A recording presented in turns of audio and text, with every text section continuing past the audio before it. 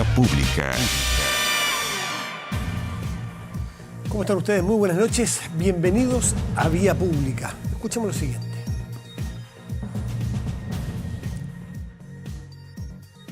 Esta nueva normalidad que se está implementando requiere de muchas medidas de parte de la autoridad, que se están haciendo protocolos para ello, pero también, y de forma muy importante, de una responsabilidad individual de cada uno de nosotros. ¿Qué significa esto? ¿Me puedo juntar con un grupo de amigos a tomar un café? Probablemente sí, con unos pocos amigos, por 4 amigos, con un distanciamiento social, que tengamos 2 metros de distancia para poder conversar con mascarilla, con lavado de manos, manteniendo esas medidas de cuidado personal. Por eso esta nueva normalidad requiere de implementación prudente, muy cuidadosa, muy responsable y con una mirada sanitaria. La pandemia del COVID-19 ya superó los 2,4 millones de personas afectadas en el mundo entero. Y en nuestro país, el número de personas contagiadas se incrementó durante la última jornada para alcanzar los 10.507 casos confirmados. Pese a que el número de contagiados sigue aumentando, este lunes la subsecretaria de Salud Pública, Paula Daza, aseguró que la población se debe acostumbrar a esta nueva normalidad, así se le bautizó este periodo, por así decirlo. Bueno, ¿y qué quiere decir eso? Retomar gradualmente las actividades cotidianas, gradualmente. No se puede olvidar ese concepto porque es el clave. La autoridad sanitaria aseguró que sí se puede, por ejemplo, ir a tomar un café con unos pocos amigos, pero tomando en consideración la distancia social, 2 metros de distancia, lavarse las manos, uso de mascarillas, responsabilidad, criterio. Bueno, sus declaraciones generaron bastantes diversas reacciones. Los más críticos calificaron el llamado como irresponsable, considerando que faltan solo semanas para la llegada del pic del contagio. Estimado por el gobierno, por el propio gobierno, lo ha dicho que aún no se controla la curva de infectados por el coronavirus en el país. De allí surge la duda, que no calza, el que todavía no lleguemos al pic y que se hable de una nueva normalidad. No es que falle necesariamente las proyecciones, porque el tiempo lo dirá y porque ellos son más expertos que nosotros, que somos ciudadanos, que no somos particularmente doctos, ¿no es cierto?, en estas materias. Pero sí, lo que sí todos podemos percibir es que este discurso, el presidente anoche mostrando el gráfico, la subsecretaria señalando esta nueva normalidad, oficio circular número 18 del Ministerio de Interior y Hacienda el viernes pasado sobre el regreso también gradual en el sector público de trabajo presencial, genera ineludiblemente una comprensión de que la cosa está mejor o que a lo mejor podrán algunos creer que no es tan grave. Entonces algunos dicen, pero a ver, ¿en qué quedamos? Esto todavía no es el pic y estamos todavía bajando la guardia un poco. Bueno, esa es la asincronía o falta de, al menos de correlación entre la medida y lo que nos dicen que viene a futuro. Entonces, la baja percepción del riesgo es lo que algunos dicen que puede ser peligroso y puede generar el día de mañana un acto irresponsable. Pero el gobierno insiste en que se puede, dadas las proyecciones, cambiar el escenario hasta esto que ha planteado la subsecretaria. Vamos a la pregunta del día y es justo si estás de acuerdo con esta nueva normalidad que propone el gobierno para enfrentar la pandemia del COVID-19, sí o no. La pregunta está planteada. Vamos a la mesa. Vamos a conversar de un tema que es del contexto del COVID, de la crisis mundial, pero no exactamente en los contagios, en la pandemia propiamente, en una vacuna, ni tampoco en materias sanitarias, sino que en materias económicas. Y sucedió algo tan particular, tan único, tan histórico, por única vez en la historia del WTI, que es el precio de referencia de Texas, del petróleo, se transó precios negativos. Eso es muy difícil de entender para uno, insisto, que desde la República de la ignorancia dice, pero ¿cómo es un precio negativo? Es decir, si un precio positivo es que yo pago para llevarme algo, un precio negativo es que me pagan por llevarme algo. Algo así es. Sergio Tricio, gerente general de Rubix, y académico de la Universidad de Chile. Sergio, muy buenas noches, gracias por recibirnos. ¿Cómo estás? Hola Matías, muy buenas noches. A ver, como profesor de la Universidad de Chile en materia económica, me gustaría que nos explicaras, ¿es eso? Si yo, naturalmente no es para ir a comprar con un bidón, pero si yo voy a llevarlo a esa etapa o a ese nivel, si yo voy con mi bidón en este mercado, ¿me iban a pagar para que yo me llevara el litro de petróleo? ¿De eso se trataba? Explícanos cómo ocurre esto. Tal cual, Matías, tú lo explicas muy bien porque finalmente se termina convirtiendo en un problema el tener estos contratos. Esto es algo bien técnico y que es difícil de entender, pero ocurre lo siguiente. El contrato de petróleo se transa habitualmente y va venciendo una vez al mes, al igual como, por ejemplo, nosotros habitualmente conocemos más el contrato del cobre. Y esto se transa en los mercados internacionales y tiene una cláusula muy importante. Si tú adquiriste este contrato y llega la fecha de expiración, tú tienes que ir con tu bidón y tienes que quedarte con el petróleo. Entonces, el gran problema es que esto ocurría mañana. Claro. Y lo que pasa es que hoy día con una baja demanda y hoy día con el país de Estados Unidos y el mundo paralizado, hoy día ni siquiera puedes ir a buscar el petróleo y tampoco lo puedes almacenar. Por lo tanto, por eso, básicamente lo que ocurre es que todos los que tenían este contrato salen a liquidarlo, incluso a precio negativo, lo que significa que yo le pago a alguien para que se quede con mi contrato y de esa manera yo me quito el problema y no tengo que ir a buscar el petróleo para quedarme con él. A ver, Sergio, claro, entiendo, estos son los contratos a futuro, ¿no es cierto?, que se vencían mañana, los de mayo. Luego viene ya el mes siguiente y ya el precio de futuro también ha subido, entiendo que 20%, algo así, ¿no? Pero explícame una cosa, ¿qué pasa si yo tenía un contrato que se vence mañana y tengo que ejecutarlo? Tengo que ir a buscar el bidón de petróleo que compré. ¿Qué pasa si digo, ¿sabe qué? No, gracias, no lo quiero, no lo voy a buscar sencillamente. ¿Tengo una penalización? ¿No me venden después? ¿Por qué? ¿Por qué tengo que salir a liquidarlo desesperadamente, incluso a pagar para que alguien se lleve el petróleo que yo había comprado? Claro, esto es un mercado formal, el mercado futuro transa en una bolsa en donde hay garantías de por medio y son contratos que se tienen que cumplir. Por lo tanto, necesariamente, si tú llegas a esta fecha de término y, por ende, te tienes que quedar con la mercancía, en este caso con el petróleo, necesariamente tienes que irlo a buscar y, por lo tanto, tienes que o pagarle a alguien para que lo vaya a buscar o, definitivamente, como ha ocurrido en el día de hoy de manera histórica, tú le pagas a personas antes que venza el contrato para que de esa manera tú te quites el problema. Y eso es precisamente lo que genera esta distorsión en el precio, pero por un evento en particular, es por un caso de un par de días, porque precisamente, y eso hay que entenderlo también, el siguiente contrato futuro que viene siendo para el mes de junio, claro, ese contrato hoy día está transándose a niveles más normales, en donde el precio del petróleo hoy día transa a $21 el barril. Claro. Por lo tanto, ahí se ve el efecto de que obviamente el precio se ha debilitado este año, pero no está en ese precio irrisorio como viene siendo cero o negativo. Digamos que lo que marcaba entonces el precio de este commodity no era del commodity en sí, sino de la capacidad de guardarlo. Exactamente. Es decir, no tengo donde guardarlo, por favor, pago para que alguien se haga cargo de esto porque no tengo. Es como comprar bodegaje, de alguna manera, ¿no? Tal cual. Y precisamente es un mercado bastante más complejo, por ejemplo, que otras materias primas. Claro. Si, por ejemplo, eso pasara con el mercado del cobre, es tan simple como apilar fibras de cobre y se dejan en una cancha, en un terreno que no es vacío. Líquido, básicamente la condición de líquido, claro. Perfecto. Exacto, y que tiene que tener características particulares para poder almacenarse. Por supuesto. Bueno, pero el precio, dejando de lado esta anomalía, esto que va a quedar, me imagino que para libros para textos de estudio, cómo llegó el día, así como hay otra cosa que tendrás que venirte un día acá y en 3 programas explicarme lo de las tasas de interés negativas, o sea, que alguien me paga para prestarme plata. Eso es más complejo porque además es más etéreo, ¿no es cierto?, que las materias financieras, que el petróleo, que yo lo puedo ver y tocar. Pero, ¿qué es lo que está ocurriendo en el fondo? ¿Qué es lo que importa con el futuro del precio del petróleo? Porque eso nos va a hablar de qué piensa el mercado sobre la actividad económica al final, ¿no?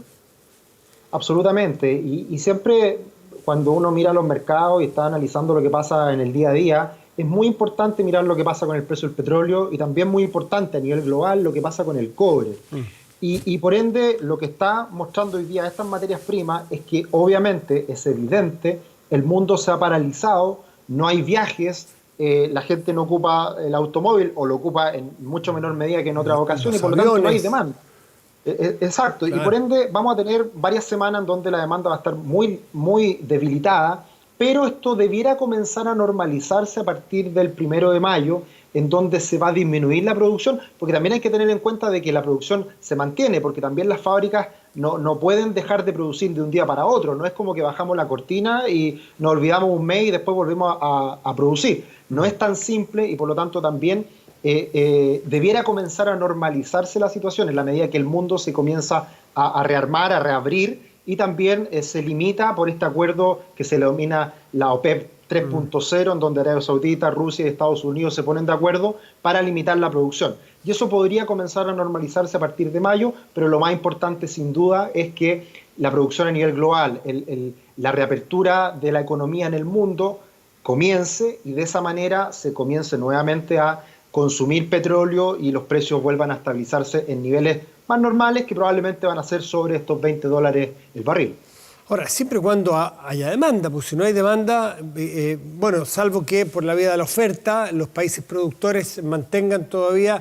Yo no sé si aquí hay un acuerdo entre esta OPEP 3.0, porque recordemos que hace un mes y medio hubo una suerte de, no una guerra, pero una guerra de precios importante entre Rusia y Arabia Saudita por cuotas de mercado, por bajar precios. No se lograron poner de acuerdo al final, ¿no? Rusia dijo, yo prefiero vender más barato, pero tener cuotas de mercado. Y Arabia dijo, no, vendamos menos para mantener el precio. No llegaron a ese acuerdo. ¿Qué va a pasar a futuro con esto? ¿Se ponen de acuerdo? ¿Van a competir?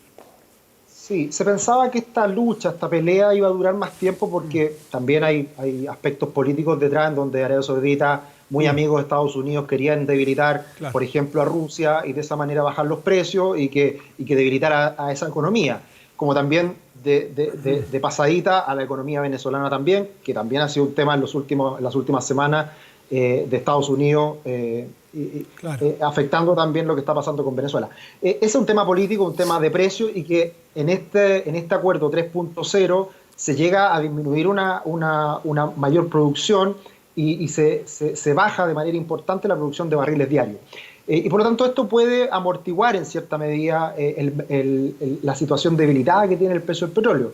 Ahora, no podemos cantar victoria porque ese es el tema de la oferta, y por el lado de la demanda no sabemos con qué velocidad se va a recuperar el mundo. Claro. Y esa es la incógnita. Y eso obviamente que puede pasar perfectamente, que de aquí al próximo vencimiento de contrato en junio, nuevamente los precios comiencen a caer porque nuevamente la economía no repunta y todavía no hay capacidad para almacenar el petróleo que se está produciendo. Sergio Tricio, Chile es un país eminentemente importador de petróleo, no sé, salvo que se produce en Magallanes, no sé qué porcentaje, pero entiendo que más del 95% Chile lo importa, ¿no es cierto? Tú sí me dirás, si no el 98%. Sí, es muy cercano al 100%, claro, la verdad, sí, que produce prácticamente nada en el sur.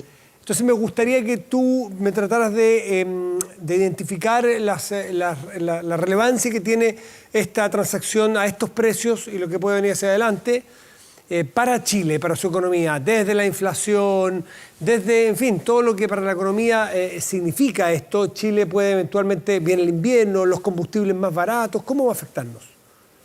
Sí, probablemente la gente que nos está viendo se pregunta, oye, pero la benzina sigue al mismo precio que hace varias semanas atrás, ya ha caído el precio a estos mínimos.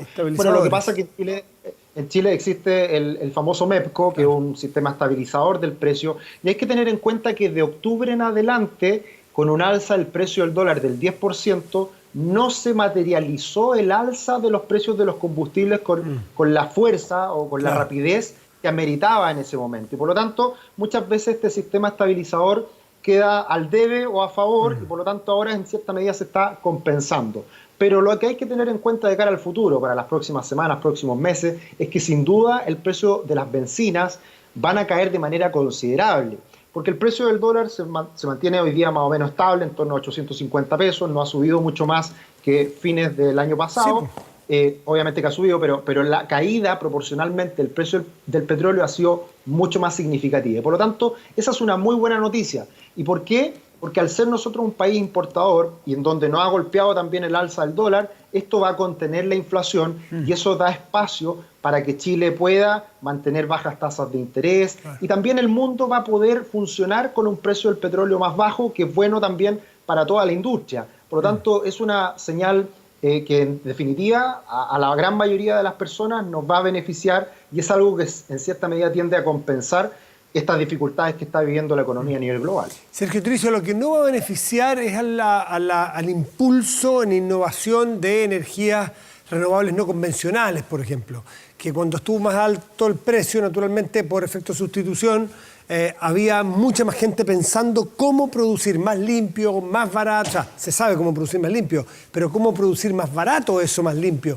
Hoy día con el petróleo en el suelo, probablemente se va a ralentizar toda la industria o no tanto así. Eso es lo que indica más o menos la teoría básica, ¿no? Ralentizar toda la producción de energías más limpias. ¿Van a quedar más postergadas o no?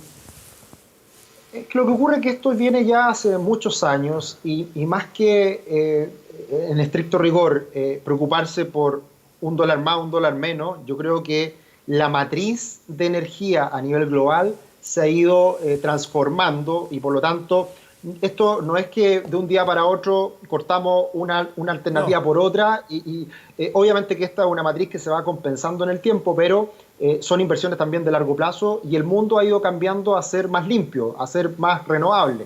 Y por lo tanto, obviamente que esto puede postergar el proceso, pero yo creo que hemos ido avanzando y también hay que tener en cuenta de que estamos viviendo una situación absolutamente anormal y lo que hay que tener en cuenta de cara al futuro, y ahí la OPEP 1.0, 2.0, 3.0, como se llame, la OPEP siempre se preocupa de mantener la oferta a raya para mantener precios que sean razonables para seguir funcionando y ganando dinero. Entonces, así operan los carteles, pues se arreglan entre ellos para seguir ganando dinero. Eso es lo que se pena, es lo que se pena en los países cuando se coluden. Bueno, esto es una colusión a vista y paciencia de todo el mundo, de los productores de petróleo, para no bajar el precio. Dejemos de producir para no bajar nuestros precios. Pero bueno, es una paradoja. Precisamente por lo mismo, quizá el cambio de la matriz es muy favorable para el resto del mundo porque no necesariamente hoy día estamos dependiendo precisamente del petróleo. Sergio Tricio, muchísimas gracias por esta clase. Que te vaya muy bien. Chao. Muy bien, Matías. Gracias. Chao. Vamos a hacer una pausa. Antes de ir a una pausa, mostrarles los resultados parciales a la pregunta que los invitamos a participar. ¿Estás de acuerdo con esta nueva normalidad que propone el gobierno para enfrentar la pandemia del COVID-19 y para ir de alguna manera compatibilizando lo fundamental que es el manejo de la pandemia y de las urgencias sanitarias con ir haciendo entrar a trabajar a las personas sin ponerlas en riesgo, que es lo que plantea la autoridad sanitaria, pero también ir ganando espacio para que la economía no decaiga tanto en el mediano y largo plazo? El 10% solamente está de acuerdo con esta nueva política. El 90% hasta ahora de las personas que han entrado aquí están en contra de esta política planteada por el gobierno. Hacemos una pausa y volvemos en Vía Pública.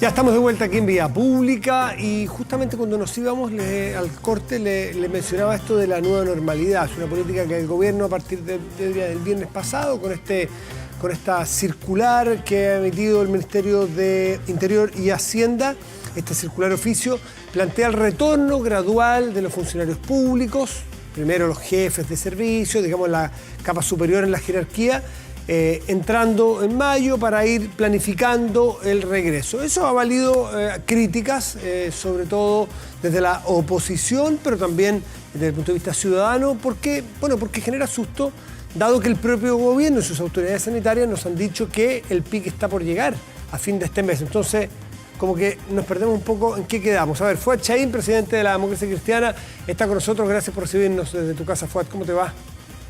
Muy bien, Matías, muchas gracias, gusto de saludarlos. Igualmente, pues, ¿qué te parece a ti esta política que ha planteado el gobierno en materia de enfrentar el coronavirus? Me parece arriesgado, imprudente. Primero, yo quiero reconocer que ha habido un éxito relativo en el control de la pandemia. Yo creo que indudablemente todos esperábamos que esta fecha tuviésemos un mayor número de contagiados, probablemente un mayor número de fallecidos. Y afortunadamente eso no ha ocurrido por las medidas que se han adoptado, también por el comportamiento y la respuesta ciudadana. Sabemos que es complejo el aislamiento social total, que indudablemente hay personas que, aunque quieran, no pueden hacer cuarentena. Lamentablemente la desigualdad en nuestro país hace que incluso la cuarentena sea un privilegio de unos pocos, y creo que por eso que es muy importante que las medidas sanitarias vayan acompañadas de medidas económicas y sociales potentes. Pero me parece peligroso porque, como tú bien lo decías, primero, aún no llegamos al pic, estamos entrando a los meses de invierno, donde se suma al coronavirus el virus sincicial, respiratorio, la influenza, y además, ¿no es cierto?, la mayor contaminación ambiental junto con las bajas temperaturas, y por lo tanto podemos terminar en un pic de contagios que puede ser un cóctel muy complejo, sobre todo por la realidad de nuestro país. Y además, porque nosotros tenemos una ventaja que tenemos que aprovechar, que vamos rezagados más o menos un mes en la evolución de la pandemia con Europa. Con la diferencia que Europa está entrando en los meses de mayor calor y nosotros los de mayor frío. Y eso, indudablemente, que para nosotros es una desventaja. Si recién ahora en algunos países europeos se están flexibilizando ciertas medidas de retorno a clases, de poder reabrir ciertas actividades económicas, empresas, etcétera, bueno, primero tenemos que ver cómo se va comportando eso en Europa, donde efectivamente están en una etapa distinta de la evolución de la pandemia, y nosotros aprender del ensayo y error de esos países y evitar nosotros cometer esos errores. Creo que esa oportunidad no la podemos desaprovechar, de poder ver lo que funciona, lo que no funciona, aprender de los aciertos y también evitar los errores de otros. Creo que el tomar hoy día, en este momento, estas decisiones de que se reabran los malls, de que vuelva la gente a clase, que vuelvan los funcionarios públicos a trabajar, en la época del año en que estamos, ¿no es cierto?, entrando al invierno, pudiendo tomar y debiendo tomar medidas que probablemente se están recién implementando ahora en Europa, en un mes más, en un mes y medio más, cuando estemos en una situación de poder evaluar de mejor manera la respuesta de la pandemia ante esta flexibilización. Creo que es imprudente hacerlo hoy día. Creo que es absolutamente irresponsable, y yo creo que el gobierno tiene que recapacitar. Fuad, a propósito estamos planteando que a vista de cualquier ciudadano resulta contradictorio lo que plantea el gobierno de que el pic todavía no llega, pero hay que entrar a una nueva normalidad, ¿no es cierto? Eso ya lo planteamos. Pero también suena contradictorio, mirando del otro lado de la moneda, el que reconozcamos todos, mayoritariamente, siempre hay algunos que, en fin, que tienen teorías para todo, pero de que hasta ahora hasta hoy, la autoridad lo ha hecho bien, relativamente bien. Exministros de la Concertación de la nueva mayoría le han puesto notas cercanas a 6. Entonces, más o menos confiamos, ¿no es cierto?, en la autoridad sanitaria. ¿Por qué no confiar entonces que esta medida también está dentro de la planificación que tienen y que saben lo que están diciendo? Entre otras cosas, porque si les falla, ellos van a ser los primeros responsables. Entonces, ahí también hay contradicción. ¿Confiamos o no confiamos en la autoridad sanitaria? Sí, el problema es que les falla, las consecuencias son muy dramáticas, son muy complejas. Y como lo ha sostenido el propio ministro, esto es una enfermedad nueva, y por lo tanto creo que el empezar a tomar decisiones apresuradas, cuando tenemos la posibilidad de poder ir evaluando el comportamiento de estas medidas que se han adoptado en otros países, como alguien dijo, la ventaja que tiene el que haya llegado en el momento en que llegó el coronavirus a nuestro país es que nos permite mirar el futuro. Sí, claro. Y por lo tanto eso nos ha permitido tomar decisiones anticipadas desde el punto de vista del aislamiento social. Porque ahora, que eso que ha funcionado y que nos ha dado buenos resultados, lo vamos a tirar por la borda de alguna manera, lo vamos a debilitar por una ansiedad de anticipar medidas que recién hoy día se están tomando en otros países. Además, esto creo que tiene que ser trabajado en conjunto con el equipo técnico asesor que ha estado trabajando con el Ministerio. No hay ningún estudio, no hay ninguna conclusión de ese equipo técnico que nos permita señalar de que esa es la medida oportuna de tomar hoy día. Y además se creó una mesa social, donde se genera una instancia de participación con científicos, rectores de universidades, alcaldes, el colegio médico. Bueno, yo creo que estas decisiones tienen que tomarse colegiadas, no pueden de alguna manera informarse por la autoridad y después simplemente llevarse a estas instancias técnicas, ¿no es cierto?, o político-técnicas. Creo que eso también, a mi juicio, debilita estas instancias colegiadas de toma de decisiones que han aportado también desde la visión científica y práctica a la hora de poder tomar decisiones que, insisto, hasta la hora creo que hay un éxito relativo, pero esto es una maratón. Sí, estamos recién llegando al kilómetro 10. Puede darse vuelta el Así marcador fue. perfectamente, y eso lo han dicho en todo Así el es. mundo. Y eso. Pero una cosa, ¿tú crees que las decisiones finales deben salir del gobierno y entrar a una decisión colegiada entre, por ejemplo, la mesa social? ¿Tú Por supuesto, harías ese cambio? A mí me parece que esto tiene que tener una base de participación. Si se convocó a las universidades, a los científicos, a los expertos, al colegio médico, a los alcaldes, bueno, yo creo que esa es la instancia donde debiesen efectivamente tomarse las decisiones. ¿Y por votación más mayoritaria? estratégicas. ¿Por votación Yo creo mayoritaria de ese grupo colegiado? Yo creo que en estas cosas, cuando es clara la estrategia, generalmente se dan con bastantes niveles de acuerdo. Ahora, la responsabilidad última la tiene el gobierno, pero a mí me parece que esto tiene que pasar por un proceso participativo primero, en las instancias que el propio gobierno ha creado, que es el Comité Técnico Asesor y la Mesa Social. Ese comité técnico asesor sacó una declaración el día sábado, me parece, entre viernes, sábado, domingo, algunos de estos días yo la leí, creo que fue el sábado, donde justamente era bastante crítica al gobierno, el Consejo Asesor del Gobierno en materia técnica, epidemiólogos, en fin, críticos porque entre otras cosas no se le había consultado. Pero hubo una reunión esta mañana y la vocera de ese grupo, después de la reunión que tuvo con el presidente, dice que apoyamos el reintegro gradual de las funciones públicas, siempre y cuando se tenga en cuenta la situación de salud particular de cada trabajador. Así que hay un respaldo de este grupo de expertos que asesora al presidente a la medida, porque a lo mejor pensar que solo el llamado al reintegro es pensar que volvían todos hoy día. Y esto es empezar a tirar del hilito en la medida que se pueda. ¿No estaremos sobreinterpretando la circular? No, a mí me parece que la circular es bastante clara. Lo que dijo después el ministro del Interior y el ministro de Hacienda fue distinto, no es lo que dice el papel. Y me parece que ahí el gobierno recapacitó. Sí. Y creo que el presidente reconoció el error, ¿eh? El presidente reconoció el error. Y aquí a mí me parece que, además, una cosa son los expertos en pandemia, pero también hay que conocer lo que está ocurriendo en el servicio público. El decir que los funcionarios públicos no están trabajando de partida es un error. No solo porque muchos están haciendo teletrabajo, sino que creo que aquí los servicios esenciales están funcionando y están desplegados. La inmensa mayoría de los profesionales a los que aplaudimos, a los técnicos, a los funcionarios de la salud pública, son funcionarios públicos y están ahí, están en la primera línea, se están contagiando, están arriesgando a su familia.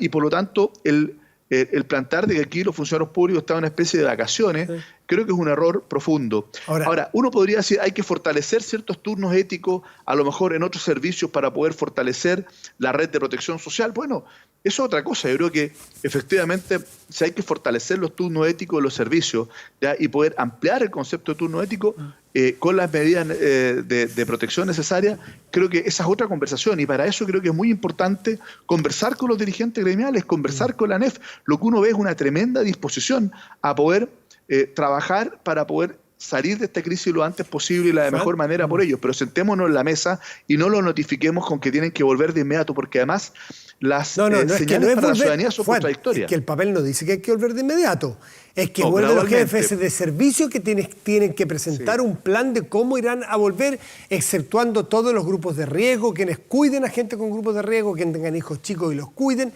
Es decir, es distinto como lo estás planteando, por lo menos lo que yo leí. Lo que pasa es que lo que se plantea es que la regla general es que tienen que volver, ¿ya?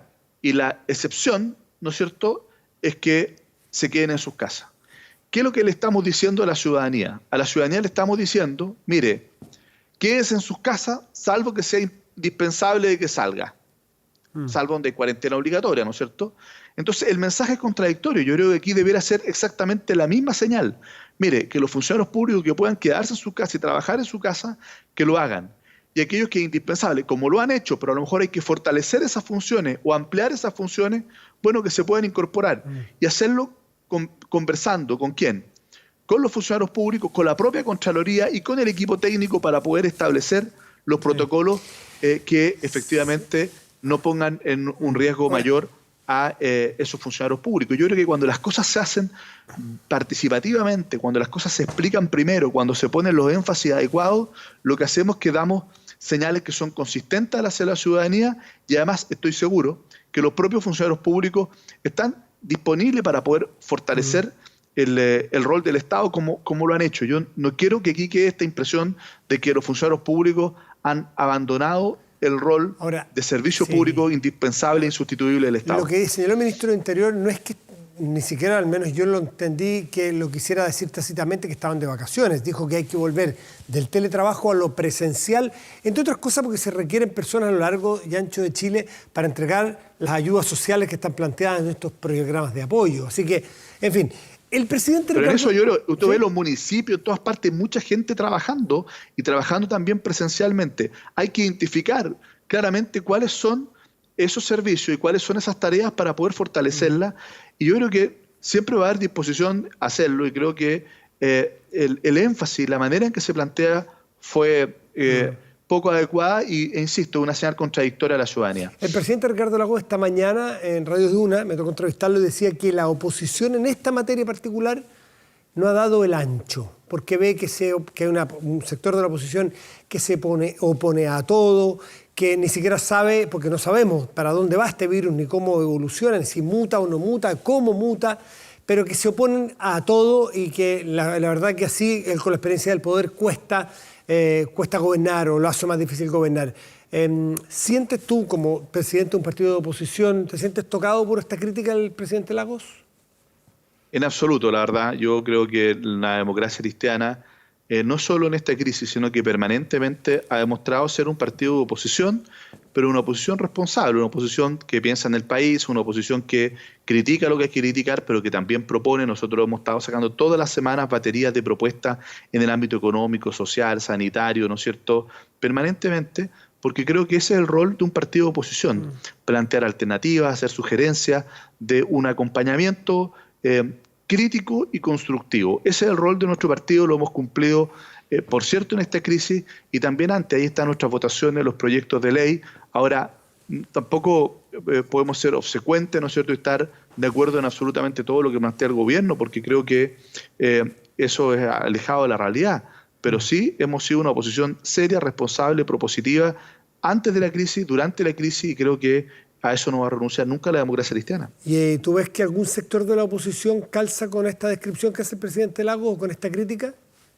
Bueno, yo creo que en todos los partidos hay de todo, ¿eh? Hay gente que probablemente tenga una posición mucho más categórica, más dura, y gente que tiene también una predisposición distinta. También en nuestro partido hay militantes, pero no es una posición institucional ni generalizada. Ahora, yo creo que también de buena fe, o ponen el énfasis en roles distintos. La oposición también tiene que fiscalizar. Hay quienes ponen un énfasis mayor en el rol fiscalizador, que creo que también es fundamental e importante, porque sin fiscalización no hay democracia. Fuad Chaín, presidente de la Democracia Cristiana, muchísimas gracias por esta conversación y recibirnos en tu casa esta noche. Muchas gracias a ustedes, que estén muy bien. Muy buenas noches. Buenas noches. Vamos a hacer una pausa y ya volvemos aquí en Vía Pública.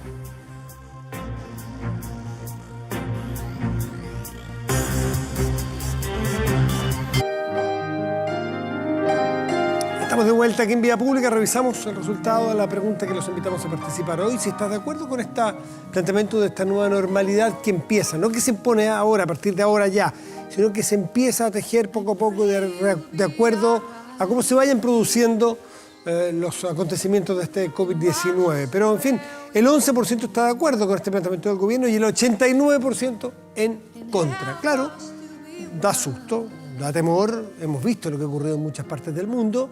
Y bueno, y la gente tiene un natural temor a lo que pueda ocurrir. Eso creo yo que refleja esta situación, y eso refleja también el sentir a veces de los alcaldes, que tienen mucho más la pulsión de su, algunos dirán el electorado, por eso frivolizarlo, de la gente que tienen más cerca, de los propios vecinos, que sienten susto, y es comprensible que así sea, ¿no? Pero en fin, ahí está planteada la disyuntiva y vamos al 24horas.cl, que es nuestro portal de noticias, que está encabezado en este momento por el ingreso familiar de emergencia.